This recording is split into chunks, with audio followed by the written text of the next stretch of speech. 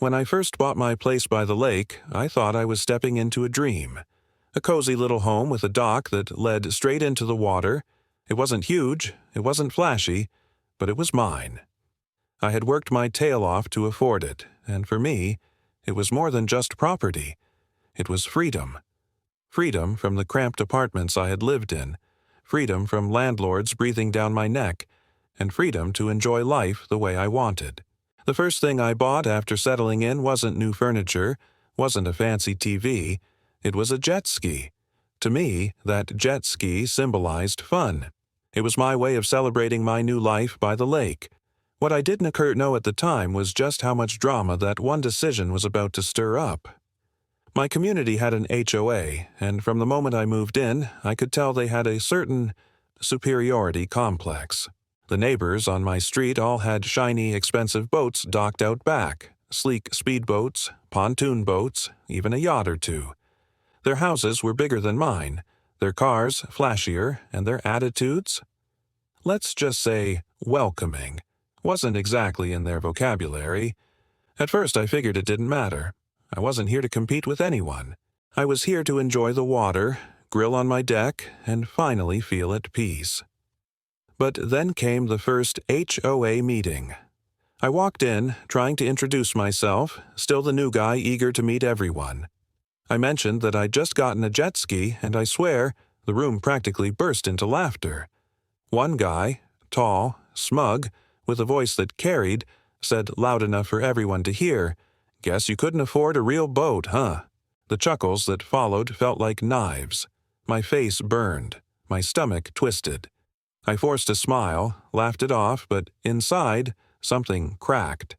It wasn't just a joke, it was mockery. It was their way of reminding me I didn't measure up. For weeks after that, it felt like everywhere I went I caught smirks, whispers, sideways glances. When I'd ride out on my jet ski, neighbors sitting on their boats would make exaggerated comments like, "Look at him go! Little toy must be fun." It wasn't playful teasing, it was dripping with condescension.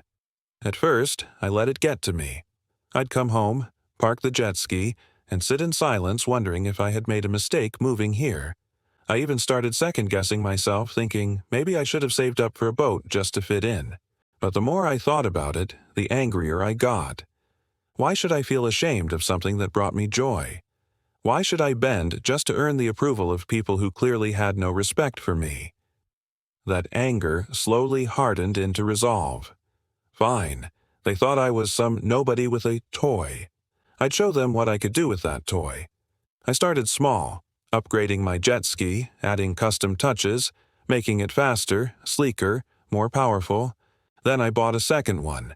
If they thought one jet ski was a joke, wait until they saw two ripping across the lake at full throttle.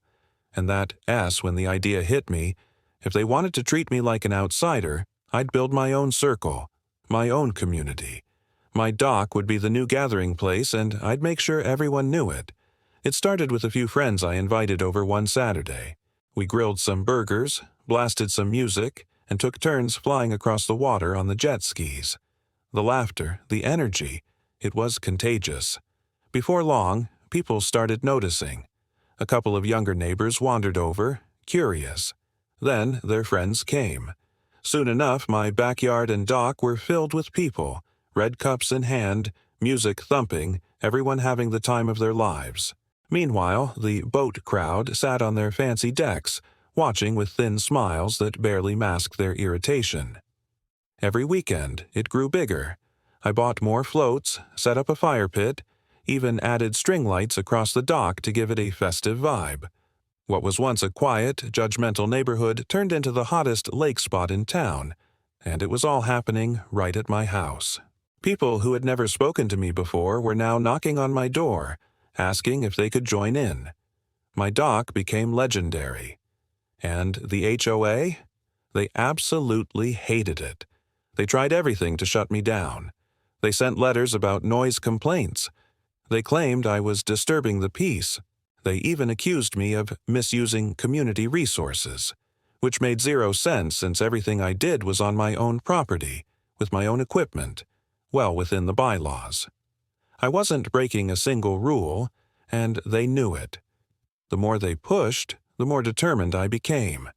I double-checked the rulebook, consulted a lawyer just to be safe, and every time they tried to slap me with a fine or restriction, I had the receipts to shut them down.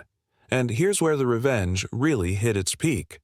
That smug guy from the meeting, the one who mocked me first, he had this big boat he loved showing off. But it mostly sat idle because, let's face it, not many people wanted to hang with a condescending jerk. Slowly but surely, his friends started drifting toward my parties. I'd see his own guests laughing and splashing on my dock, riding my jet skis, eating my barbecue, while his boat collected dust. The look on his face when he realized he was no longer the center of attention. Priceless. He'd glare across the water, arms crossed, seething. It was poetic justice. The same people who once mocked me now sat bitter and excluded, while I, the guy with the toy, became the life of the lake. And the best part? I didn't even have to stoop to their level. I didn't insult them, didn't break any rules. All I did was create joy, and that joy outshone their arrogance. Now, every weekend, my dock comes alive with energy. Music floats across the water. Laughter echoes into the night, and my jet skis tear across the lake while the boat crowd sulks in silence.